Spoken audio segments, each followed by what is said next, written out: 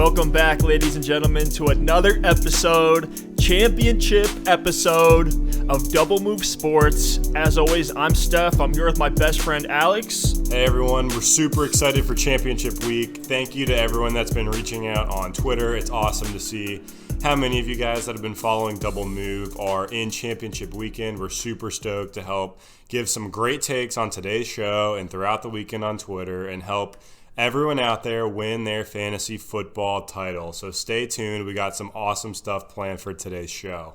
Yeah, we packed a ton of value into this episode. It's going to be a great one. Going to get you guys ready for championship week. Alex, how was your week 15? Man, I tell you what, it was a blast to sit back and watch some of these games.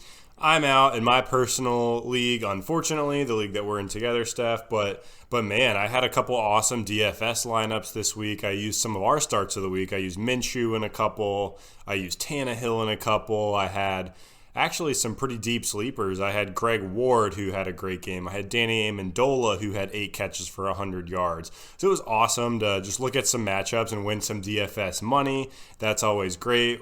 We had some awesome questions on Twitter. Shout out to Heavy Metal Dano. He was able to win last week. We were able to help him out and get in his championship. And then also shout out to TX Lowline. We've had some great Twitter discussions. He's been a great follow, and it's been great to go back and forth. So an awesome football week for me. Steph, tell me about yours. All around, it was a fantastic week. Just like you, I was watching the games, but didn't really have anything to play for outside of DFS. But I still had a fantastic time watching it. I was watching with some buddies. Shout out to my guys, Nolan Smith and Josh Quallen, both good friends of the show. They're in a championship this week, both good friends of ours here. So just wanted to shout out those two guys. Best of luck to both of you all. And they both have some interesting decisions to make in fantasy. I also want to give a shout out to Jose Adrian on Twitter. We were DMing back and forth. He had a tough time deciding between Patrick Laird and James Conner coming back from injury. We told him to plug in Laird, avoid the risk, and it worked out for him. He also started Edelman as well. We thought he might not hang on after putting up a pretty rough game, which we'll get into some of these bounce backs here, but he did pull out a win, so congrats, Jose. Excited for you in the championship. Hope you pull it out. And then one more shout out. Maximus Prime on Twitter. Max, I hope the Marlon Mack start pays off for you this week. I hope you win a championship. Follow us on Twitter at Double Move Sports if you don't already. And we do have a show on YouTube. It's called The Fantasy Film Room. And we do some other content on YouTube as well. But we go through a player's touches and targets for a week. Sometimes it's running backs. Sometimes it's wide receivers. Sometimes it's even tight ends. I actually just dropped one on one that might be a bit of a hot take, which is O.J. Howard. I do think he is a streamable tight end in the championship week. But go check that video out. And I think I'll talk about him a little bit later here on the show. And Alex, it's been rough in the Shriners Charity League. We got destroyed by Kenyon Drake and Jameis Winston. Man, I was disappointed because we actually had a pretty good week. I think did. We put up like 189 points. We had some awesome stuff. We had the tight end stack again of Ertz and George Kittle have great games. We streamed Minshew in our Superflex. We had the Lamar Jackson breakout game. And, of course, we're going against Patriots defense. We're going against Kenyon Drake and his 4-touchdown explosion, and then Jameis Winston, who just keeps throwing for more and more yards. So, unfortunately, we took the L there. Edelman's his only bad game of the entire season really hurt us. Robert Woods hurt us a little bit, but it's been fun, and good luck to those guys over in Shriners. Can't wait to see who pulls out that championship this week. Absolutely. So, Alex, are you ready to get into it this week? I'm ready to get into it. And just as a disclaimer, anyone who might not be still in their fantasy league, maybe try out some DFS this week, take some of our bounce backs, take some of our starts of the weeks and our deep shots, and try your luck at DFS. It's an awesome way to play. It's a lot of fun, and you get anybody you want on any given week. So I just wanted to plug some DFS lineups real quick because a lot of our deep shots, sometimes you're not going to want to start in your real fantasy championship, but maybe you want to plug them into a DFS lineup, and we'll talk about that a little bit more later in the show. Absolutely, and the philosophy that we're going to take with this week's show, we are going to go, absolutely, we're still going to give you our sleepers and our deep shots and our desperation plays, but we are going to take a, championship approach. If you're starting a guy like Phillip Rivers at quarterback every week, you probably didn't get into the championship game. So we're kind of elevating the level that we're going to go in terms of how deep we are in these leagues and with some of these picks. So just keep that in mind. Some of these may not be hot takes, but we're still going to break it down for you so you know who exactly you need to start and how you can win a fantasy football title this year. And without further ado, Alex, let's jump into it here. Bounce back players of the week. What we're going to do, guys, is just go through a couple different players that had really rough weeks, talk about, hey, can we start them in the championship? What's our confidence level there? Again, we're going to be a little bit more conservative with these takes as it's championship week. We don't have time to, take a shot on a guy or see who pans out. It's either boom or bust this time of the year. You either win or go home. So the first one here is Derrick Henry. He was against Houston, who were, it seemed like a pretty good matchup. They're 18th against the run, but Henry only had 8.6 fantasy points. He had 21 carries, which was fantastic, 86 yards, which was pretty good, but it was his second game all year without a reception, and one of only 3 games this year that Henry didn't have a touchdown. So how do you feel about Derrick Henry as a championship play? If you've had Henry all season, you've been extremely pleased, and this week in your championship, you've got to leave him in your lineup. They do have a tougher matchup against the Saints, who are 6th against running backs. But even this past week, I know he only had 8.6 fantasy points, but he still had 21 carries in the game. He just didn't pull out a touchdown. And Henry's been awesome this year. He's running back 6 on the season. I know he has had that hamstring issue, so maybe you manage his expectations if he's active, but if he is active, you've got to keep him in your lineup. He's still getting a ton of volume, and he actually had a limited practice today after not practicing at all last week, so it does seem like he is healing a little bit, and if you've got Henry, you got to keep him in. He's got the most touchdown upside of anyone at the running back position, and he's getting a ton of volume. Yes, I'm starting Derrick Henry in the championship. I am as well, and the only thing I think that really gets taken away from him with whether it's the injury or it's just some game script is just the passing work. You saw Dion Lewis get an uptick in snaps this week with some of the injury, and maybe they're just trying to limit Henry. Maybe it was due to injury. Not really sure, but it looks like he should be playing, so plug him right back in. Maybe just bring those upside expectations down a little tiny bit. Talking about another guy here was Melvin Gordon against the Minnesota Vikings. He only had 7.4 fantasy points in PPR leagues. And just as a reminder, all of our points here are PPR. We're just big PPR fans. That's how we like to play. But Gordon had 7 rushing attempts, only 7 for 28 yards. And then he had 5 receptions for 36 yards on through the air. This was his worst rushing yardage since his second game back in week 8. He also lost 2 fumbles in this game. It looks like he was benched for a minute in favor of the People's running back, Austin Eckler. This week he plays the Raiders at home. They're 21st against running backs. Is Melvin Gordon right back into your lineup? I am, yeah. I'm putting Melvin Gordon right back in. When he came back off that holdout, he shook the rust off in his first couple of weeks. But since then, he's been really solid. This past week was actually his first time under 11 fantasy points in a week since week 7. So he has an extremely high floor, and he's had a couple awesome games in there with 20-plus points as well. So I expect him to be right back out there as the starter this week. It did seem like the Chargers were a bit frustrated with him after the 2 fumbles. But even though he only saw 7 carries in this game, he saw 7 targets, and he had 5 catches with those targets. The Chargers got blown out here. He was a bit game scripted out. Justin Jackson even got in the mix and got 7 touches in this one when he hadn't been seeing touches all season long since Gordon's return. So they play Oakland this week. Oakland is 20th against the running backs. It's a pretty good matchup. So, yeah, I'm putting Melvin Gordon right back in. And if I had Derrick Henry and Melvin Gordon, the 2 guys we've already talked about, I'd be super confident heading into championship week. Moving on to the next one here. Phillip Lindsay burned a lot of people. Fortunately or unfortunately for us, our opponent in the Shriners Charity League did start Phillip Lindsay, and we still lost somehow because Lindsay only had 3.2 fantasy points. He had 7 carries for 32 yards, 0 receptions, and I saw some Broncos fans on Twitter kind of raging out saying Lindsay's a bad running back. He should be limited to just a third down back type of volume.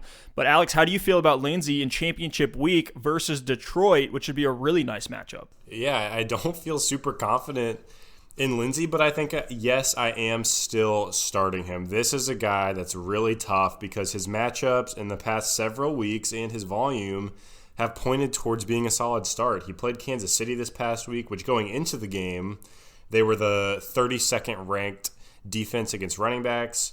Now they're 31st after they shut down Lindsey. But he had been seeing great volume since the bye, 16 carries, 13 carries, 17, 16. But he wasn't doing a ton with it. And I think just because of the volume that he gets and the great matchup this week against Detroit, who's 29th against the running back, I think you can start Lindsey. They were trailing last week against Kansas City, and he got a big game scripted out. This week against Detroit and Blau and the Lions, I do expect them to be leading in this game, or at least putting up a fight. So I expect plenty of work for Lindsey in this one. I think he has a pretty good shot to get in the end zone. So I would definitely take Henry and Gordon, who we've already talked about, over Lindsey. But at this point in the season, Lindsey is a really solid option. He's had a pretty good year. So if Lindsey's gotten you this far, I doubt you have that many better options. He's running back 19 on the year, so I'm fine rolling him out there. Yeah, just one of those games. I felt like this one was one where bad offenses sometimes just struggle. Not every player is going to come out there and do fantastic. The Broncos O-line has been suspect, and games like this are just kind of what happens when you're a guy at Philip Lindsay's level, kind of more matchup dependent and can burn guys who may have started them. Now, quick question for you. Who would you rather start this week? Devin Singletary against New England in Foxborough, or Philip Lindsay against Detroit at home? Wow. That's brutal. Asking for a friend. That's tough. I lean Singletary. He's been getting a ton of work. Over the past 5 games, Singletary's seen 15, 21, 14, 17, and 21 carries. He also gets receiving work. He's gotten 2 or more catches in his past 3 games. He's really coming on strong there. It seems like he has really taken over as the lead back. In Buffalo, he's not splitting as many carries with Frank Gore anymore. So even in a tough matchup with that receiving work, I think I lean Singletary. But it's close. It's definitely close. It's pretty close for me as well, but I'm with you. Both guys are explosive. And when we compare them, I just like Singletary just a tad bit more than Lindsey just because he can burn you. But now let's move on to Marlon Mack, who had a brutal game. Essentially all the Colts had a terrible outing at New Orleans on Monday Night Football. I'm sorry, Alex, for the loss there. Marlon Mack was 11 for 19 on the ground. And this is what makes Mack, a guy who's an RB2 range and not an RB1. He can certainly have those amazing games on the ground, and he's a great rusher, but he's just not the type of guy that's going to take over a game, especially with his lack of usage at all in the passing game. So, Alex, are you thinking about starting Marlon Mack this week? I am, and I will talk about Mack a little bit later in the show, so I don't want to say too much right now, but He was basically game scripted out against New Orleans. As a Colts fan, that was a tough game to watch, but the silver lining was I honestly forgot the Colts were even playing because the Saints had the ball for what felt like the entire game. So he does play Carolina this week, who is last in the league against running backs. They took that baton from Kansas City after this past week as the worst. So he's still seeing volume, and we'll talk about him later. But yes, to kind of foreshadow what we'll talk about later in the show, I would be willing to start Mack this week. Absolutely, I hear you there. I'm excited to hear what takes you have to say about him. Alex, I want to call you out real quick. I saw you putting out some hot takes. You want Le'Veon Bell to the Colts? Hey, I think Mack is a great player and a great runner, but the Colts need playmakers right now. And Le'Veon Bell, behind one of the best offensive lines in football, on a team that needs weapons outside of T.Y. Hilton, we got cap space. I'm not saying it's gonna happen, but I would not mind to try that experiment out here for the next couple of years and see if we can use Le'Veon to make a run into the playoffs. I'm with you there. I think it would be interesting. I think Indianapolis is a great landing spot for Le'Veon Bell should he leave the Jets. Let's start talking about some wide receiver bounce backs. Amari Cooper, a guy that we were pretty confident in starting this week on Saturday night and Sunday morning Q&A on Twitter, but he went 1 for 19 on just 2 targets, and it really just seemed like the Cowboys didn't need him. Dallas went up big early. And listen to the combined stat line amongst Amari Cooper, Michael Gallup, and Randall Cobb. You ready for this? It was 3 receptions for 22 yards. That's a bad game for one wide receiver, much less 3 combined. Is Amari Cooper going to be a guy who's startable going forward? Yes, I'm willing to start Amari Cooper this week. You just have to know that this is in the range of outcomes for him. He is still wide receiver 12 on the season, so we know that this guy is elite. He's a wide receiver 1, but he has games this year of 1.3, 0, 2.9, and 6.8. But I do think this past week against the Rams was just a weird game, and they dominated this one on the ground, which is not – I mean, they're a great ground team. I'm not taking that away from their O-line and from Zeke, but they're usually very balanced, and they like to throw the ball with Dak Prescott. He's having a very good year statistically. So if you look at the box score of this one, and if you even watch that game at all, you notice they ran the ball a ton. They ran it 45 times, and they only passed it 23 times. I think that's because they jumped up so early and were having so much success. So this next week, they're playing Philly. Philly's 29th against wide receivers. It's a huge game for playoff implications. It's going to be competitive. I think Amari Cooper is fine to play in your lineup. I know I've heard some rumors about Dak Prescott being limited in practice for the first time in his career, so keep an eye on that. I do expect Dak to play, but if Dak doesn't play, obviously Cooper is out, but I do expect Dak to play at this point, so Cooper should be a guy who you are willing to start in one of your wide receiver spots. I agree with you there. I think Amari Cooper still is a wide receiver 1. He's a must start unless there's other circumstances. Now, another guy who was my start of the week last week, unfortunately, if you started him, he probably burned you. He was against Dallas, so in the same game, he was just 4 for 17. It looks like there were issues with the Rams O-line, issues with Jared Goff, and their next game is against the 49ers. So you expecting a get-right game for Robert Woods. He's been dominant, up until a little stretch of dominance, I should say, up until this last game. Yeah, I'm willing to start Robert Woods this week. I would definitely consider him for a wide receiver 2 spot or a flex. He did only have the 4 catches for 17 yards against Dallas, but we just talked about that game, and it was a little bit of a weird one. I'm honestly throwing that one out. I don't expect that to be a trend for the Rams. So in his previous 4 games before that Dallas game, he was averaging 8 catches for 115 yards on 11 targets a game. That is an incredible line, and I expect him to keep that up moving forward. Maybe not to that level, but at least to be consistent enough to be a strong start. He still had 9 targets in this game against Dallas, so the volume's there. The production has been there. So, yeah, I'm willing to start Robert Woods. 2 more wide receivers here. Another one in that wide receiver 2 kind of range. He's been pretty solid all season, was Jarvis Landry. In a good matchup against Arizona, he only went 5 for 23, 7.3 fantasy points. Odell Beckham had a great game, which was one of the I was re-listening to last week's podcast, and Alex, you loved Odell, and that panned out, but it looks like it was to Landry's detriment. Are you plugging him back into your lineup? Landry's a guy I'm willing to flex. I do like Woods and Cooper more than Landry this week, the 2 guys we've already talked about. But he still saw 8 targets in this game against Arizona. It was a tough one for him. They play Baltimore this week, who is 19th against wide receivers, but we know how suffocating that defense has been all season long. So I think they're going to need to keep up with the Ravens. The Ravens have the highest scoring offense in the league, so the passing volume, whether efficient or not, should be there for the Browns. We know they're going to be airing it out. Landry should see 8 to 10 targets, so I'm willing to flex him. I'm not overreacting and plugging someone in straight off of waivers that shouldn't be in my lineup, but there are a lot of guys I'd be willing to start over Landry, but I think you can still keep him in your lineup for this week. I agree with you 100% there. All these guys that are in that 12 to 24 overall scoring range are guys that, where you see games like this. It's why they're not in the top 10 or the top 12, just because they are a little bit matchup dependent and they can have down games, which we saw from here for Jarvis. One more we need to talk about.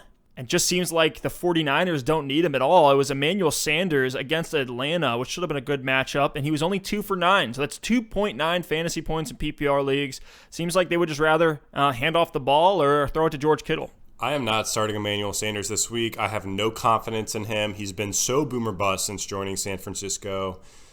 Over his past 6 games, he's only been over 8 fantasy points 1 time. So he has been burning you over and over. And he hasn't seen double-digit targets in a game since joining the Niners. So he's had a couple 9-target games, but the volume hasn't been insane. He's been incredibly inconsistent. He's just not a guy I'm trusting in championship week. They play the Rams, who are middle of the pack, 15th against wide receivers. So no, I am not starting Emmanuel Sanders. I'm with you there. I feel like we're going to see Sanders a lot in flex questions this week. I'm going to pivot the other way. I'd rather look at a guy like Odell Beckham or even Michael Gallup or Terry McLaurin, which some may say that's a hot take, but I would like all those guys over Sanders this week. Now, 2 tight ends we're going to touch on. Hunter Henry, who just played against Minnesota, only had 2.9 fantasy points, and that's 2 receptions for 29 yards and then a fumble, which took away pretty much half of his fantasy points. He hasn't had more than 2 receptions in a game since week 11.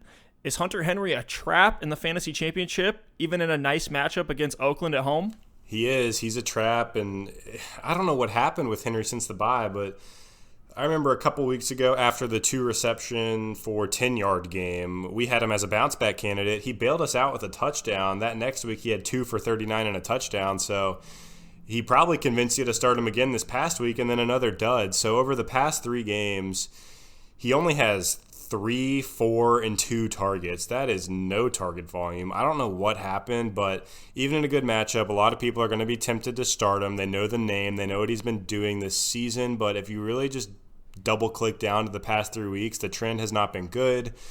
Keenan Allen is still the number 1 target there, but Eckler and Gordon are also taking away a ton of volume through the air, and then obviously we know what they've done on the ground.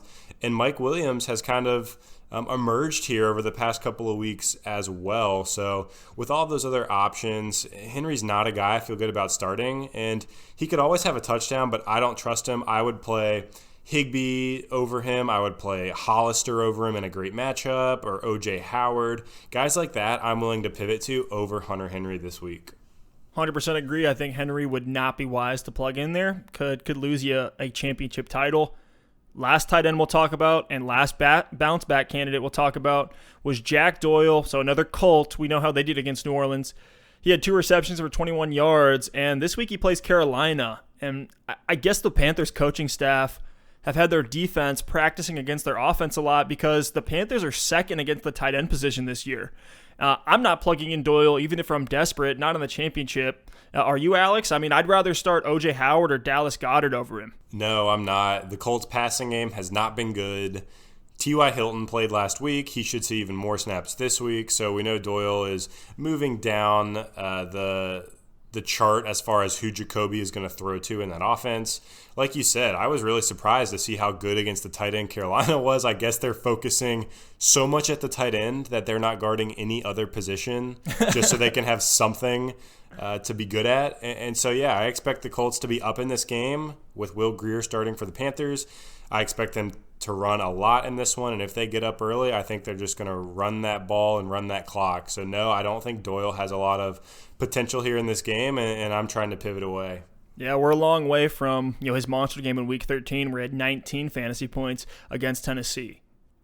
Now let's shift over to the flagship segment, one of our favorites every single week. I'm pretty pumped for this one. I think we got some spicy takes here, but a lot of really, really good stats that support it. It's our starts of the week. So as you guys know, we're going to go quarterback, running back, wide receiver, tight end, and we're going to throw out a guy that you may be iffy on starting. These aren't our sleepers or our desperation plays. These guys probably aren't on your waiver wire. Maybe they are. But, we want to give fantasy owners the stamp of approval or the confidence to plug in a guy that maybe has a tough matchup or is coming off a rough game.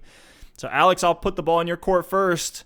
Give me your quarterback start of the week in Week 16. Well, after the past 2 weeks rolling with Ryan Tannehill, I thought about going with Ryan Tannehill for a third straight week, but I couldn't have myself do it.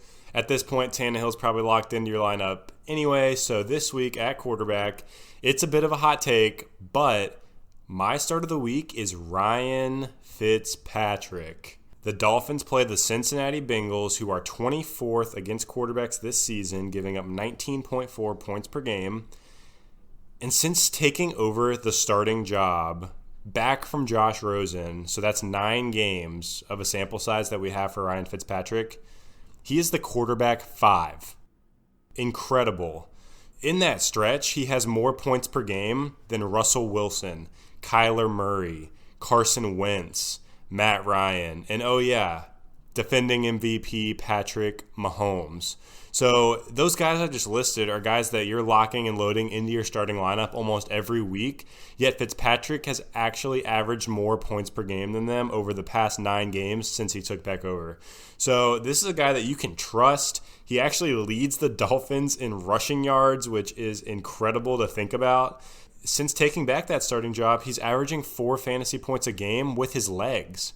So Ryan Fitzpatrick, great matchup. We know what he can do. He throws the ball a ton. Devontae Parker's been awesome.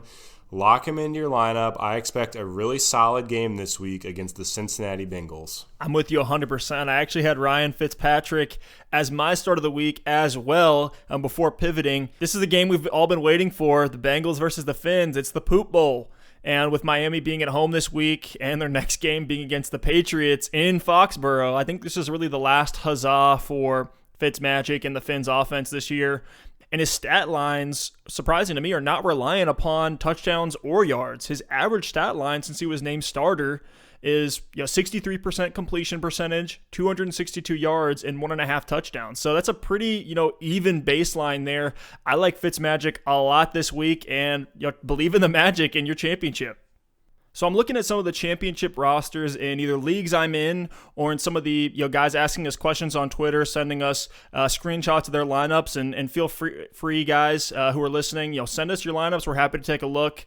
Just send us those on Twitter. But I'm seeing names like Baker Mayfield, Jimmy Garoppolo, Josh Allen, and if you're one of those guys who has this player stashed or you plugged him in last week, I want to give you confidence to start Jameis Winston in the fantasy championships. If you look at how he's played the last 2 weeks, he's less than 100 yards away from hitting 1,000 yards over his last 2 games. You can tell Jameis is hungry. He does not want to lose his job as a quarterback in the NFL. I know a lot of people clown on the Buccaneers this year, but they have the same record as the Cowboys. They're 7-7.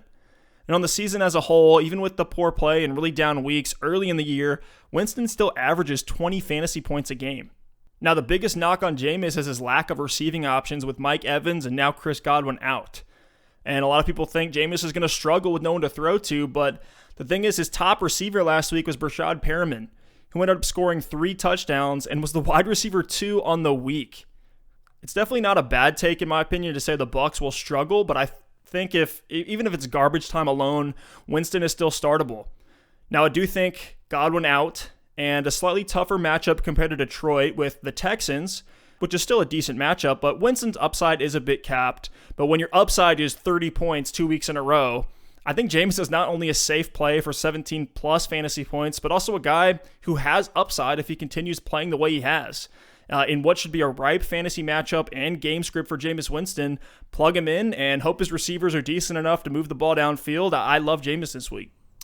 I love that, Steph, and shout out to you for last week with Brashad Perriman as one of your deep shots of the week, and he turns out as the wide receiver too. So great pick there. That's back-to-back weeks of great deep shots. Darius Slayton 2 weeks ago, Brashad Perriman last week. So yeah, I think Jameis is a great pick, and I think the Buccaneers are going to throw the ball regardless of if they're throwing to offensive linemen or throwing to Mike Evans and Chris Godwin. So that's a great pick. Now moving on to the running back position, my start of the week is a guy that I foreshadowed earlier on the show, and it's Marlon Mack. I know a lot of people got burned by him last week, but if you were able to survive to the championship, keep him in your lineup for this week. Marlon Mack plays the Carolina Panthers, who are 32nd, dead last in the NFL against running backs. And since the bye week, which is an 8-game sample size, the Panthers are giving up 36 points per game to the running back position. So 36 points per game, even split a little bit of that off to Nyheim Hines, give maybe a piece of it to Jordan Wilkins, and there is still plenty of opportunity for Marlon Mack to have an incredible game. The Colts are 9th in the NFL in rushing yards a game, and after what they did on Monday night against the Saints, I have no doubt that they're going to try to possess the ball a little bit, get some time of possession in their favor, and run the ball, which is the biggest weakness for the Carolina Panthers. So if you look at the season for Marlon Mack, he actually averages significantly more touches when the Colts win. He averages 21 touches a game in wins and only 16 touches a game in losses. And against the Panthers with Will Grier starting at quarterback, I expect the Colts to win this game. I expect them to have a lead. I don't expect Mac to get game scripted out like he did against the Saints. And I think he should see a big workload and be very successful. And 100 yards and a touchdown is very realistic for this week. Going back to the well, I see in the running back position, you liked Chris Carson last week against Carolina, and for good reason. I mean, he had almost 40 fantasy points, so yeah, I like that pick with Marlon Mack. My running back start of the week, it's not a hot take, but it's big trust Mark Ingram as a must start this week, no question. He's RB10 on the year. He's a pivotal part of the best offense in the NFL right now. He averages over 16 fantasy points a game. He has touchdown upside, and he plays my Browns, who have given up monster games lately to Kenyon Drake and Joe Mixon, letting those guys average almost 6 yards a carry on the ground. That would put you at second in the NFL if you were a 6 yard per carry running back. And the Browns this season, on average, give up 20 points to the running back position. Mark Ingram helped you get into a fantasy championship last week, and you are 100% playing him again, and I love him as an anchor in any of your DFS lineups. Plug Mark Ingram in there, expect 20 or more fantasy points. He has full confidence from Double Move Sports in the championship. Love it. Doesn't get much better than the best running back on the best rushing team in the NFL in a good matchup. So yeah, we've actually had a lot of questions over the past few weeks involving Ingram, so I'm sure there's going to be more this week. There's the Double Move stamp of approval. Plug him in and let him lead your team to a championship just like he's done all year. I have a bit of a hot take at the wide receiver position, so I want to preface it by saying this is a guy that is my start of the week only if you need the most upside possible. If you're the 1 seed or you're projected in a super competitive game, I think you actually pivot away from this guy. But if you're clawing your way to a championship and you got there and you're looking at your opponent who is the 1 seed, who has the dominant team, and you need every point, every possible piece of upside you can get to take that team down, that is where you start. My start of the week, Will Fuller. Will Fuller plays against the Tampa Bay Buccaneers this week, who we all know are dead last in the NFL against wide receivers. And after he came back from a multi-game absence with the hamstring injury, he had a 7-catch, 140-yard game against the Indianapolis Colts. After that game, we actually did a fantasy film room on Will Fuller, and we said, hey, you probably bench him the next 3 weeks in tough matchups, which was the New England Patriots, where he had 1 point and actually left with an injury, the Denver Broncos, which he missed, and then the Tennessee Titans, where he was very mediocre this past week in a pretty tough matchup. And we said after those 3 games, you play him against Tampa Bay in the championship week if healthy and you need upside. And here we are. He's healthy. He played 94% of snaps last week. He had 5 catches on 7 targets in that game, so he didn't bust for a touchdown, but if he would have, that would have turned it into an incredible game. We know Deshaun Watson loves to go deep to Will Fuller, and there's a 50.5 point over-under in this game against Tampa, so I think there's a really good chance for Fuller to get a deep ball. I think he's going to get a good amount of volume. So Will Fuller is my boom upside start of the week at wide receiver for the championship. I love that take there, and honestly, as you went through some of those stats, actually, I think you did yourself a disservice a little bit saying he's such a, kind of a deep starter and upside guy. I think he can plug into a lot of flex lineups. I would take him over a guy like Terry McLaurin. I would take him over a guy like Marvin Jones. Plug Will Fuller in there with confidence. I love him this week. The game script should be in his favor, and we've seen what he can do. I mean, he had a 5-touchdown game earlier this year, so I love that pick there. I mean, I will say I am tempted to start Marvin Jones from the IR, but I think I'm going to roll with Fuller instead. My bad. I missed that one. You're on the fly here. You're just pulling up names. What are some more wide receivers that are kind of in that Will Fuller range, though, just so we can kind of figure out where he stands? What about D.D. Westbrook? Yeah, I think after D.D. kind of burned you last week, we thought he was going to be fantastic. Only had about 5 fantasy points. So, yeah, absolutely. I would go with Will Fuller. What about Brashad Perriman? Now, that's a tough one. I'm seeing a lot of Brashad Perriman love on Twitter right now. But, after last week's deep shot call and my love for Jameis Winston, I would say Perriman on that one. Last one, DK Metcalf. Yeah, that one's pretty tough for me. I do think Will Fuller's going to see more volume. I mean, Metcalf has a good matchup too against Arizona. Man, it's tough. I think you can go either way on that one. I think they're about even. With Josh Gordon out, which is something I didn't really think about, maybe Metcalf does get a slight uptick in volume, but, we've seen him have a lot of games where he has, 2 receptions for 36 yards, around that stat line. So, man, it's tough, but I don't know. What do you think? I'm going with my start of the week. Will Fuller over DK Metcalf this week. Steph, let's hear your wide receiver start of the week. Yeah, so for the kind of the meta for going back to the well, picking a guy 2 weeks in a row has been evolving on this show. You went back to the well for the third time when you brought up Tannehill for the 2 weeks in a row, and it panned out for you. So I'm doing the same thing after going back to the well on Baker.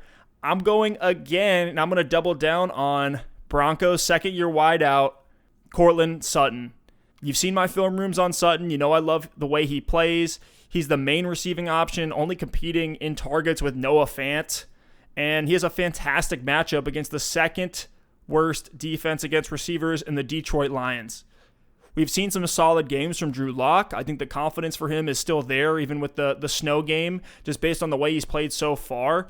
And Sutton's never really relied on volume through this rough season for the Broncos QB position. He averages 4.5 receptions a game. And I know he burned fantasy owners in Week 12, where he only had 1 reception for 27 yards against Buffalo, but that's why I want to tell fantasy owners to let that game go and start what has been a safe guy with upside in Courtland Sutton. Sutton is a prime wide receiver too because he's matchup dependent and sometimes unreliable, but he does have a relatively safe floor with touchdown potential every once in a while. I like Sutton a lot in Week 16 as a wide receiver 2 or a flex play. Love it. Now moving on to the tight end position. Steph, my tight end start of the week, Jacob Hollister. Wow. It seems like every week one of us just picks out whoever's playing the Arizona Cardinals and chooses them as our start of the week. I know last week you actually had David Njoku. He was a surprise inactive for that game, and Ricky Seals-Jones ended up having a fantastic game. You actually gave Njoku the touchdown guarantee. Ricky Seals-Jones was able to fill in and get that touchdown. So if you were relying on Njoku, hopefully you were able to pivot to Ricky Seals-Jones with that great matchup last week. So yeah, Jacob Hollister this week plays the Cardinals. They're last against tight ends. They give up 19.6 points per game to that position, which is absurd for the tight end position. They've actually given up 15 touchdowns to the tight end in 14 games. So I'm not a huge math guy, but I really like those odds of getting in the end zone. and yeah, we've seen big games from Jacob Hollister before. He had 19.7 in Week 9 and then 20.2 in Week 10. And since that Will Dissly injury, he's been the starter for 6 games, and he's seeing 6 targets a game. So at the tight end spot, you can do a lot worse with your target share. Josh Gordon going out, which you just alluded to a bit earlier. I mean, Gordon wasn't super involved, but that could mean, who knows, an extra target or 2 for Jacob Hollister. And yeah, at the end of the day, this one is all about the matchup. Roll out Jacob Hollister with confidence against the Cardinals this week. I love him in DFS. I think he is a great start at tight end. I love it. Completely agree. And I'm giving you the touchdown guarantee again. I think Jacob Hollister scores at least 1 touchdown in this game. Now, my tight end start of the week is O.J. Howard. Guy just dropped a film room on. We kind of have that film room love. You see, we get a little bit more confident in some of the players that we break down over film, but it's because we actually do believe what we're putting into those shows. And O.J. Howard's trending up. Over his last 3 games, he scored more than 10 points in PPR leagues, making him a fringe tight end 1 each of those weeks. We know Jameis Winston and Bruce Arians like to throw the ball, and with Mike Evans and now Chris Godwin injured and ruled out, someone is going to need to catch the almost 19 targets a game that those 2 wide receivers were getting. So to me, O.J. Howard is a guy you can plug in at tight end if you're streaming the position or have to start a guy like Dallas Goedert, Jimmy Graham, or Jonnu Smith. Based on his matchups, his athletic ability, his role in the Buccaneers offense, I think he is a guy you can plug into Week 16 lineups regardless of those nasty season averages. After Mike Evans left in Week 15, Howard was on the field for 87% of the snaps in this game compared to Cameron Brate's 30%. In Week 15, Howard was on the field for 88% of snaps as opposed to Cameron Brate's 41%, so more than double the amount of time on the field. I think Howard is a safe tight end stream that will win a lot of people championships this year. And he has upside too, so if he pops off even better, he may even save you in the championship. We've talked about what Winston can do, and a report came out of Tampa yesterday that Winston had a private meeting with both the tight ends and told them, hey, it's your time to step up. So the fantasy season to come full circle. The guy who was once dropped due to being the biggest bust of the year is now a tight end stream in championship week. I love it. I really hope for Howard's sake he is able to put together a really strong finish to the season. And hey, if you've got the Jameis OJ Howard stack, maybe you came out of the draft this year with that and you were very disappointed over the first few games. Well, as you said, it's coming full circle. And if you've got that stack, you can expect a very strong game this week. Now moving over to our Week 16 deep shots. As a reminder, these are guys that you start if you're in a pinch. Maybe you had an injured player that you need to fill in a gap for. I didn't want to go as deep with both of my picks this week. Last week I had a guy like Tariq Cohen as one of my deep shots, and this is kind of the same realm that I'm looking at for championship week. So it might be a guy you've held on to for way too long. You never know when to start him. But I have two wide receivers as my deep shots. I'll go ahead and give you the first one, which some may find as pretty spicy, but it's Terry McLaurin. McLaurin is a guy who is near the top for Rookie of the Year for me, and even with the rough patch when Dwayne Haskins took over the offense, Terry McLaurin has been incredible. He scored a touchdown over the last 2 weeks, scoring 16 and 24 fantasy points those weeks. And I found an interesting tweet last week from Scott Barrett, analyst for Pro Football Focus. Listen to this. Per Pro Football Focus player grades, Terry McLaurin has been graded as a 84.5 in his rookie year. So at Pro Football Focus, they look at all the stats for the player. They look at their route trees, their separation, all these other stats. And McLaurin's grade is third all time for a rookie wide receiver. Here are some of the other top rookie seasons. Notice all of these guys have been great. Odell Beckham Jr., Michael Thomas, Mike Evans, Antonio Brown, Keenan Allen, Tyreek Hill, Doug Baldwin, Chris Godwin. I mean, these are all players that have been some of the most elite names in the game for a good while. I'm sold on McLaurin, and I think any quarterback upgrade he gets is only going to do more for him in the future. I love the F1 McLaurin in Dynasty, and I love him as a flex or wide receiver 2 if you're desperate in Week 16. That's a great pick, and that's some pretty elite company there for Terry McLaurin. Hopefully, for Redskins fans, hopefully he turns out to be as good as some of those guys. I know they desperately need any hint of positivity in that organization right now, but it really looks like they've got something special there in McLaurin. So my first deep shot, I've actually got 3 this week. My first one is a little bit more chalk, a guy that's probably more realistic to get the start. And the second 2 are going to be more of DFS plays or maybe a super deep league flyer. So I'll go ahead and start with the first guy that I think you can plug into your lineup this week, and it's Anthony Miller. They play the Chiefs. The Bears play the Chiefs, who are second against wide receivers this season. But anytime you go against the Kansas City Chiefs, you know you're going to need to throw the ball. I wouldn't be surprised to see Mitch Trubisky throw the ball 40 or 50 times in this game. And Anthony Miller has been awesome since Taylor Gabriel went out with an injury. Over the past 5 games, Anthony Miller is seeing 10 targets per game. He's averaging 17.6 fantasy points per game over that stretch. And over that stretch, he is actually wide receiver 8. He's ahead of Edelman, Landry, Galladay, Kupp, Diggs. These are guys that you're plugging into your lineup, no questions asked. And Anthony Miller just is not getting the respect, even though he is putting together incredible weeks, game in and game out. I think Anthony Miller is a fine start this week in your flex, and he could end up winning you a championship. Love that take there. I think Anthony Miller was a guy that a lot of folks had circled coming into the league, and we've just kind of been waiting for that breakout, and we've seen flashes of it. But yeah, I think he has arrived, and you can plug him in. Now, my second deep shot of the week is a guy we mentioned a little bit ago. It's Mike Williams, wide receiver for the Los Angeles Chargers. I almost said San Diego. And Williams is actually having a bit of a mini breakout, so to speak, this year. Shout out to Benny Bucks, who mentioned him in our last Film Room episode in the YouTube comments. I actually didn't notice that Williams is close to almost 1,000 yards on the season.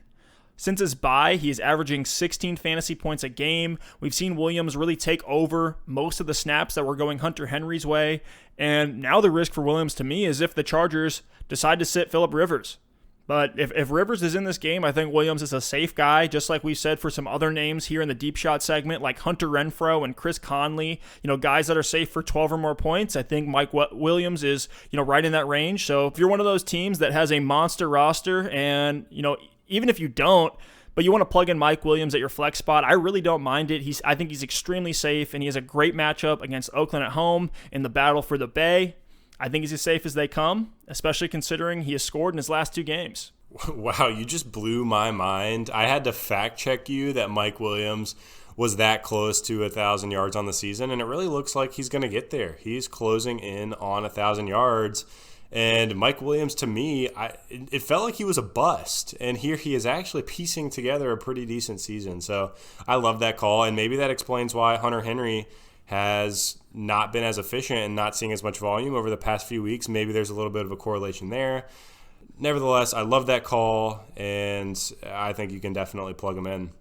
Moving forward to my second deep shot of the week, this is a guy who, in a deep league, I do think you can flex, and he is also a fantastic DFS option. We've talked about this game a lot. It's Justin Watson for the Tampa Bay Buccaneers. The Buccaneers play the Texans, who are 17th against the receiver. We know that Mike Evans is out. We know that Chris Godwin is out, but Scotty Miller, their third receiver, is actually also out. Wow. And in Week 14, when Mike Evans left the game early, Scotty Miller was inactive for that game, Justin Watson saw 5 catches for 59 yards and a touchdown on 8 targets. So heading into this week, you look at the season, and Jameis Winston is leading the NFL in passing yards. He's throwing for 327 yards a game. They can't all go to Perriman and O.J. Howard. So I think Justin Watson is actually a fairly safe play. I think 5 catches for 50 yards is his floor in this game. So if you're in a real bind, if you're in a deep league, maybe you have a deep bench in your league and you need to pick someone off the waiver wire, Justin Watson's a guy you can look to. Wow, you actually just blew my mind a little bit on Justin Watson. I think I might be plugging him in there in some DFS lineups. Yeah, speaking of DFS lineups, my third deep shot, we're getting a little bit of bonus coverage here, is Steven Sims Jr. for the Washington Redskins. And I know this sounds absurd, but in DFS lineups, I think he's actually a pretty valid upside play on the cheap.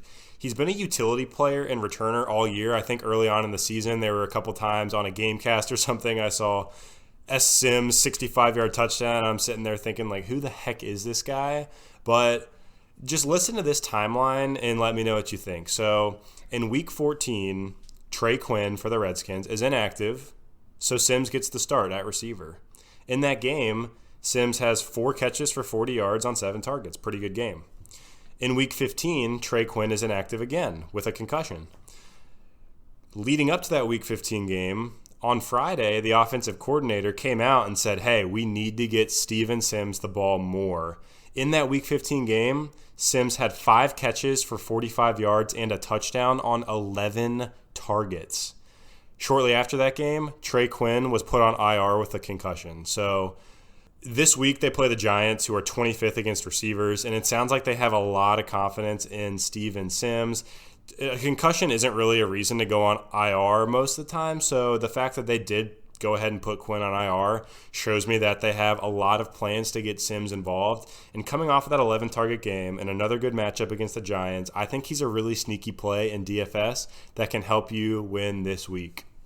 Wow, I love it. It looks like we both love that Redskins matchup against the Giants with, Terry McLaurin. Plug him in your lineups in the championship, maybe as a flex, and then throw in your DFS guy in Steven Sims. I love that take there. I think it speaks to how good that matchup is and what we expect from this Redskins offense, as it looks like they're at least making some marginal progress, and Haskins is getting a little bit more comfortable. So now let's move over to a new segment, one we're going to do just for championship week. We might continue to do it next year, but this segment is called the Unstartables. So what we're going to do is give you 3 players that would typically be, maybe on the verge as a starter, or maybe they're a streamer. And we want to explain why you would not want to start or even touch them in a championship lineup. So essentially, we're fading guys that we think are going to bust this week. And I'll go first. My first one is David Montgomery. He's the RB22 on the year, but over the last 9 games, he's had only 4 of them with more than 7 fantasy points. Tariq Cohen is being utilized more in the Bears' offense, and Montgomery, to me, just hasn't looked that great. He's shown minor flashes, but I do think he is a trap for fantasy owners in the championship. I think that's a great call there, Steph. Montgomery has burned owners time and time again this year. He has had a couple of good games, but it seems like he's so touchdown dependent, and I just don't know if he's going to do it on a week in and week out basis. So if possible, definitely pivot away from David Montgomery. My first unstartable is also a running back, and it's Sony Michel. This past week was his first double-digit fantasy point week since week 7. Drop him. It was also in a great matchup against Cincinnati. It's not going to be that way this week. They play the Buffalo Bills, who are 12th against running backs, only giving up 23 points per game in PPR formats. When you look at that 23 number, that's split between Michel, James White, Rex Burkhead. I don't think there's going to be much to go around for Sony. He's actually rostered in 88% of leagues on ESPN, and he's being started in 37% according to their metrics. So I think that's absolutely crazy. He has a higher start percentage than Mostert, than James Conner, than even Adrian Peterson, and those are all 3 guys that I would easily start over Sony Michel this week in my championship. 100%. Sony Michel is droppable to me. And we talked about him on last week's episode as, hey, drop him so you aren't tempted to start him in what was a good matchup. Now he doesn't even have a good matchup. So, yeah, I think he's one you just let go.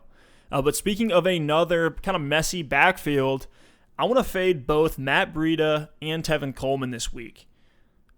The worry for me isn't either guy's talent. It's just the volume and kind of randomness of where the points are going for San Francisco's backfield.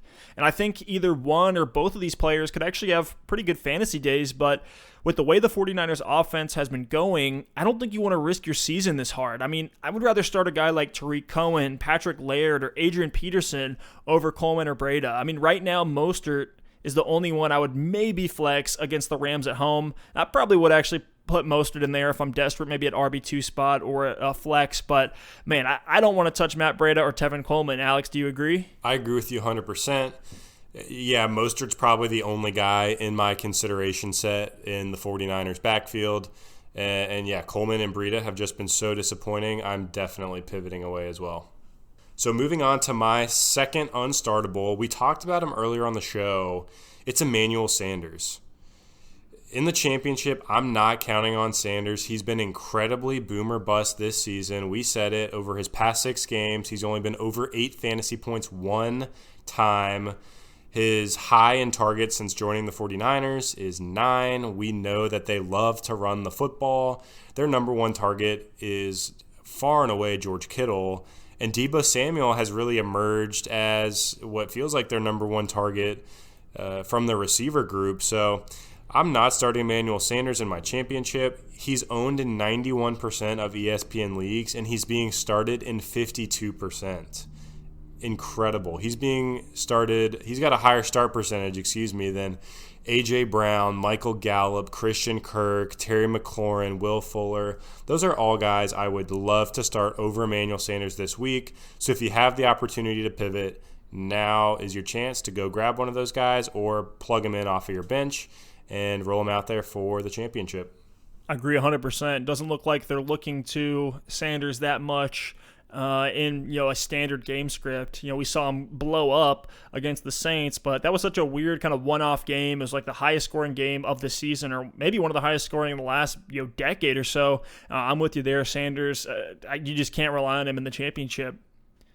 Now, the last one that I want to throw out there, and it's a guy I've talked about a lot, it's Jamison Crowder. And I've talked about him so much this year through both the good and the bad, and I had to add him in here. Any flex question I've read about Crowder, whether it was last week or this week, everyone's getting a no from me. He had a great game against the Ravens to everyone's surprise, but prior to that, he had burned fantasy owners for 3 games in a row. You just can't trust him with how inconsistent the Jets are and their matchup with a above average defense in the Steelers. I just could not tell anyone to start Crowder this week. I think he could go off, but I think he could also lose you a game. And I like that he's at home, but to me, I think it's a trap. The Steelers' defense is what has really won them 8 games this year, and the Jets look like they're going to implode in any minute. In some of the games, Crowder has disappeared, and some of the games where the Jets have done really, really well. So it's not matchup dependent. There's not anything we can take away from that. And just to me, there's too much iffiness with Crowder for me to feel comfortable with him over any other flex option near him in that top 30 wide receiver range. I could not agree with you more. Don't chase those points with Crowder from last week. He has... It's certainly very tempting. You see the 27, it feels good. It looks good. It was in a tough matchup, but looks can be deceiving. I think Crowder is a trap. Yeah, I mean, the 3 matchups before that, he had Oakland, Cincinnati, and Miami, and his best game was 3 catches for 29 yards. So it's tough. He hasn't showed up when he should, and he's actually had a couple good games earlier in the season, but you're absolutely right. In this tough matchup, I cannot imagine myself starting Jamison Crowder. So quickly, I'll talk about my last unstartable, and I don't know that this is a guy that's in your lineup, but I know he was in a lot of lineups earlier in the season, and that's Jacoby Brissett. I hate to say it for my Colts, but you just cannot start Jacoby Brissett. They play the Carolina Panthers, who are 11th against quarterbacks. But since Brissett came back from that injury, he just has not been the same. He's only averaging 14 points a game, which for the quarterback position is not great. I expect the Colts to run the ball well. I know we talked about Marlon Mack a lot today. I don't think they're going to need a ton of passing volume. I expect them to hold Will Grier and the Panthers in check. So I think they're going to run. I can't see a big ceiling for Brissett in this game. And he's rostered in 50% of leagues, only being started in 19%. But he has a higher start percentage than Ryan Fitzpatrick, Phillip Rivers, Jared Goff. I would start all 3 of those guys over Brissett, especially Ryan Fitzpatrick, who we talked about earlier on the show as my start of the week. If you're sitting there and Jacoby is in your lineup, go ahead and pivot, pick up Ryan Fitzpatrick, plug him in for the championship. I like that pick there as well. Now let's move away from fantasy here, and let's get into some of the takeaways from Week 15. The first one I want to talk about, which is going to be an amazing division to watch this upcoming week, is the NFC North. And the Packers beat the Bears at home 21-13. I thought for a little bit there, the Bears had a chance to come back. We saw a little bit of dropped coverages from the Packers. I was kind of worried about their secondary there towards the end of the game. It seems like they were 1 or 2 plays away from really bringing it back. What's the outlook for the Packers? I think we can both agree it's pretty positive. But what about the Bears? Are they done? Yeah, the Bears are certainly done this season. They can't make the playoffs. The Packers seem like they're flying a bit under the radar. We always consider them a contender because they have Aaron Rodgers, but this year they're 11-3. And it feels like everyone's talking about the Niners and the Saints and Seattle, and the Packers aren't really getting any love. But, I mean, they're tied for that 1 seed in the NFC, and if the ball bounces their way and they get some help and they're able to win out, they could easily have that 1 seed. On the other side of the coin, if they lose to the Vikings this week, they might not even win the division. So, again, here we are talking about the competitive NFC. But, yeah, I think the Packers are a real dark horse, and with Aaron Rodgers, you know they're going to be able to make some noise in the playoffs. And we'll see what happens. And then on the Bears side, I think they're looking to next year. Do you think Trubisky's going to be their quarterback next season? Unfortunately, I think he's shown just enough that they're going to keep him around for another year. Now, I wouldn't be surprised if they did pivot, but I don't know what other options are out there. Maybe they try to go get a guy like Cam Newton or Phillip Rivers, but I don't know. I feel like Trubisky has a chance of still being there, although it is slim. Maybe they even draft a guy just to apply some pressure to Trubisky if things start to go south. Yeah, I agree with you. I think maybe they could sign a veteran that is at least a capable quarterback just to put some pressure on. And I think that could actually fuel Trubisky a little bit. And maybe help him continue. I mean, since we destroyed him on the podcast, since I kind of ripped him a new one, he's actually been okay. We've seen him play pretty well in a couple games and then not so great in a couple games. So maybe he just needs to have a little bit of a fire lit underneath him, and he could take that next step. So moving on to another game this week, The Texans were able to go into Nashville and beat the Titans. They now are in the driver's seat for the AFC South. Steph, what are your biggest takeaways from this one? I think the biggest takeaway is, the Titans are good. They only lost by 3 points at home in this game, but they're still not that, super dominant offense that we saw.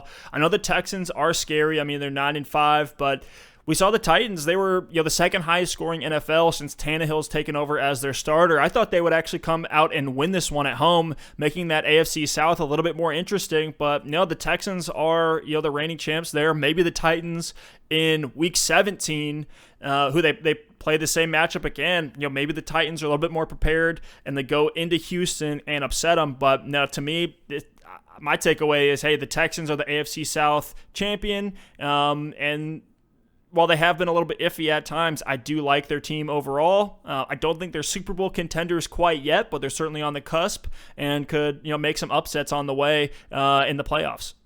Love it. Yeah. What do you think happens? I know we just talked about Trubisky and the Bears. Let's talk about the Titans. What do you think happens to Marcus Mariota next season?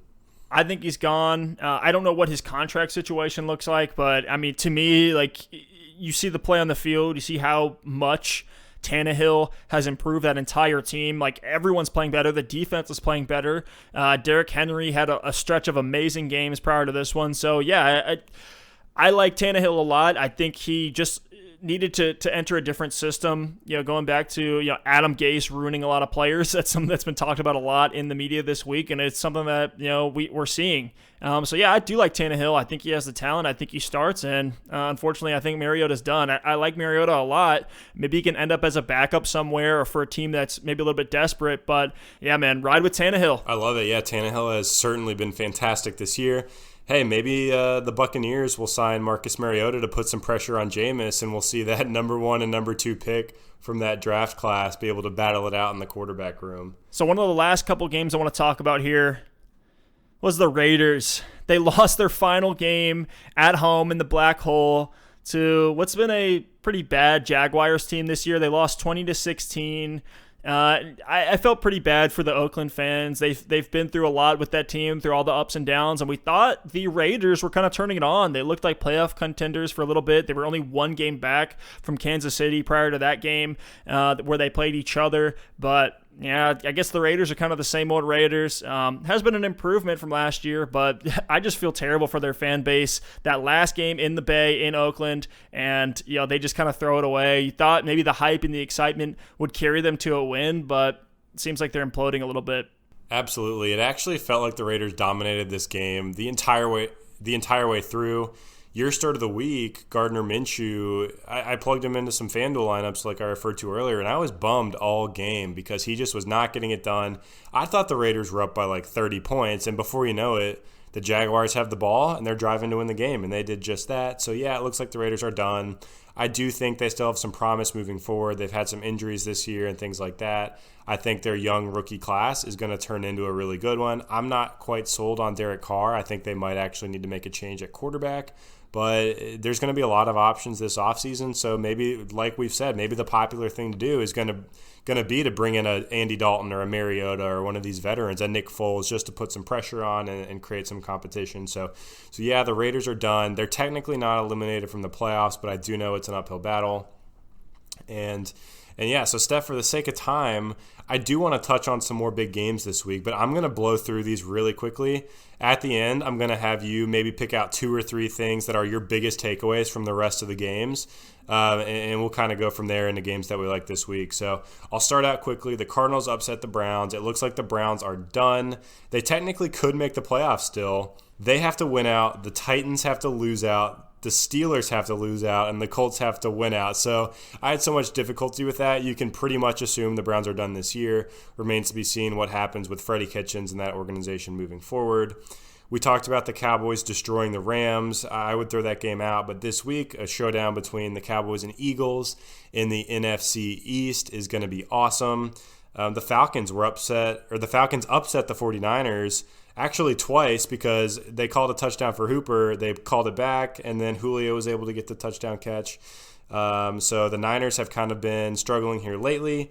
And then the Bills beat the Steelers on the road in a grinded-out game. Both AFC wildcard teams, both defensive teams. Looks like neither are Super Bowl contenders, but both look fairly strong right now.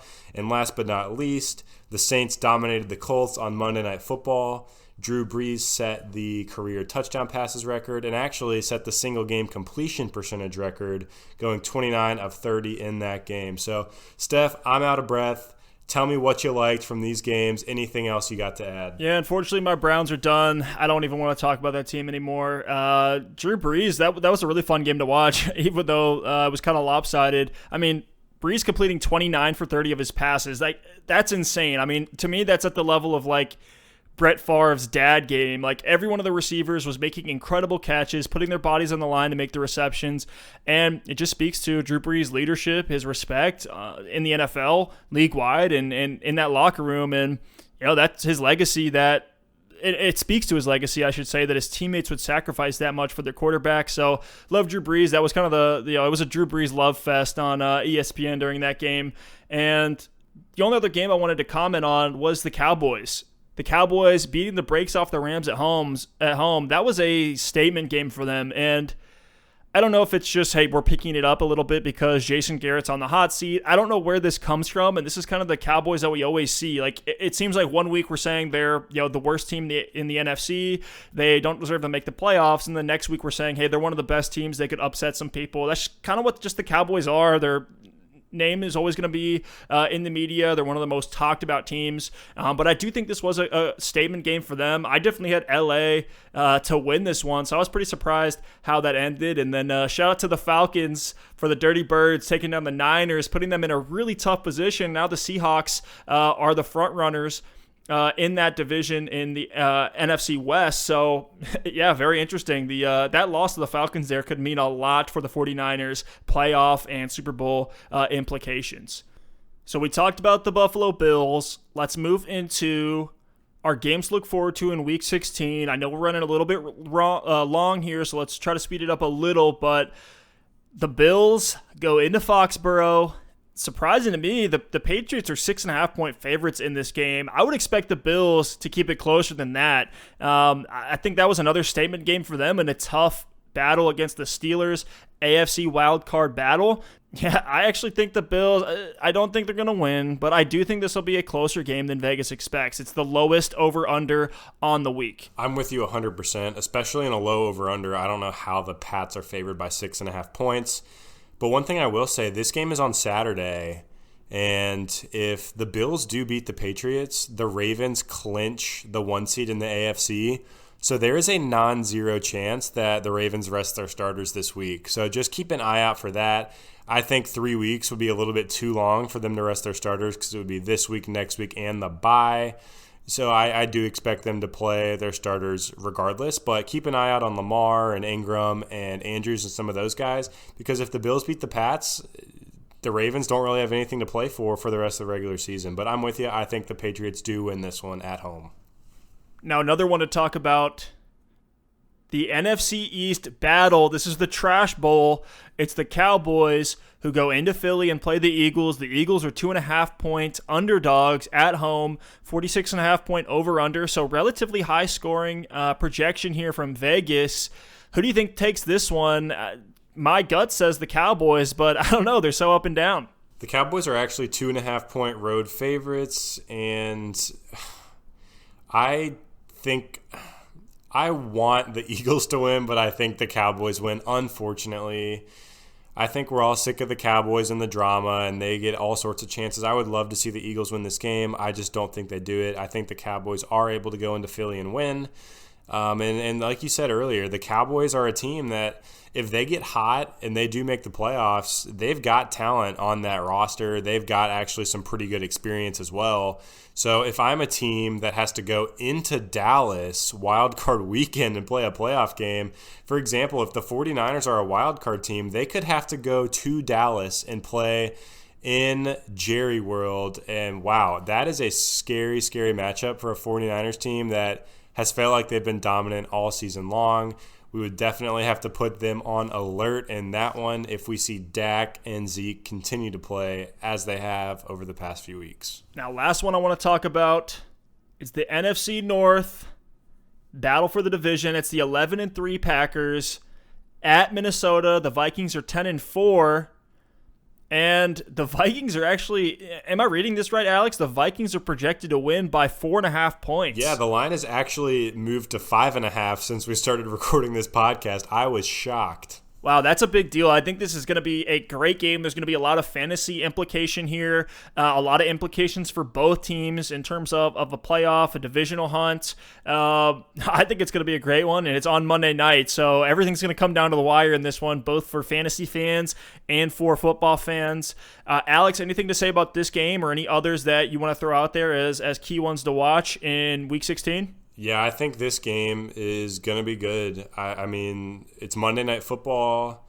It's likely going to determine this division. It's primetime Kirk Cousins. We've talked about it before. Is this when he finally shows up in primetime?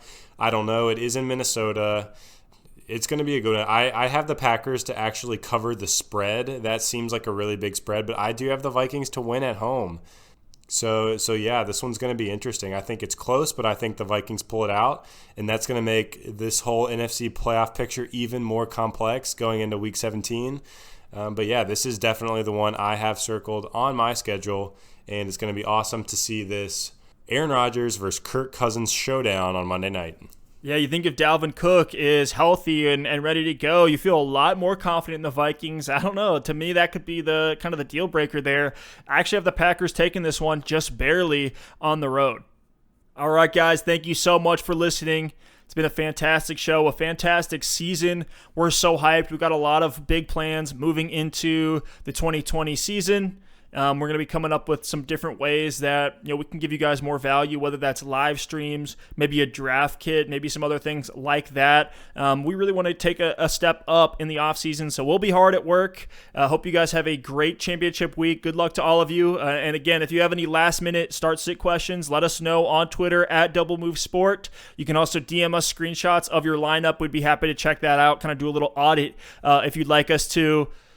As always, I'm Steph. I'm signing off here with Alex. Alex, send us out. Anything to say to the people before we sign off? Good luck this weekend, everyone. It's been awesome to see how many of our followers have actually been able to make it to this championship weekend. So good luck to everyone. Keep us posted. We want to see your matchups. We want to see how things are going on Saturday and on Sunday. And as always, hopefully we can help lead teams to victories and help get some Double Move Sport listeners some championships this season. It's been awesome to join in on the fun this year and get to talk fantasy over the past few weeks. We're looking forward to next year, and good luck again to everyone this weekend.